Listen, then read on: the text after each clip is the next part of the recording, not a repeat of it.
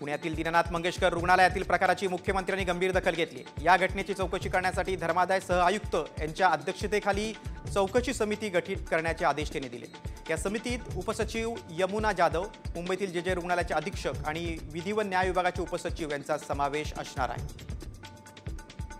धर्मादाय रुग्णालयांनी आपली भूमिका योग्य प्रकारे निभावली पाहिजे अशा प्रकारची आपली सर्वांचीच अपेक्षा आहे आणि म्हणूनच या संदर्भात मी एक हाय लेवल कमिटी तयार केलेली आहे जी या घटनेचा तर त्या ठिकाणी तपास करेलच, पण त्यासोबत अशा घटना होऊ नये म्हणून धर्मादाय रुग्णालयांवर कशा प्रकारे आपल्याला नियंत्रण करता येईल आणि विशेषतः मेडिकल एथिक्स हा एक महत्त्वाचा विषय आहे की अशा प्रकरणी पैशाची चिंता न करता त्यांना ॲडमिट करून घेणं हे गरजेचं होतं।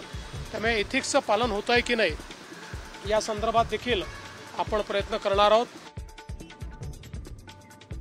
नांदेडच्या आले गावात भीषण अपघात झालाय। शेतकरी महिला मजुरांना घेऊन जाणारा ट्रॅक्टर विहिरीत कोसळला।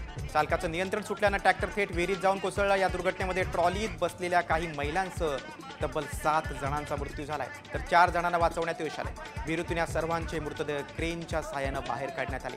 या घटनेनंतर संपूर्ण गाव या शेतात जमलं होतं। मृतांच्या नातेवाईकांनी अक्षरशः टाहो फोडला, त्यामुळे गावावर शोककळा पसरली।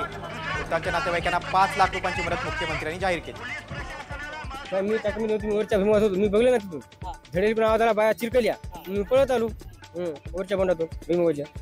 तुमची महिला पण ट्रॅक्टर मध्ये होती। हो, त्यांना तुम्ही बघितलं की झालं? नाही ना बघितलं, दिसलं ते ट्रॅक्टर मधातच गेलं डायरेक्ट। टोटल आम्ही बाया सगळ्यात त्याच्या सगळ्यात 11-12 माणसं होती।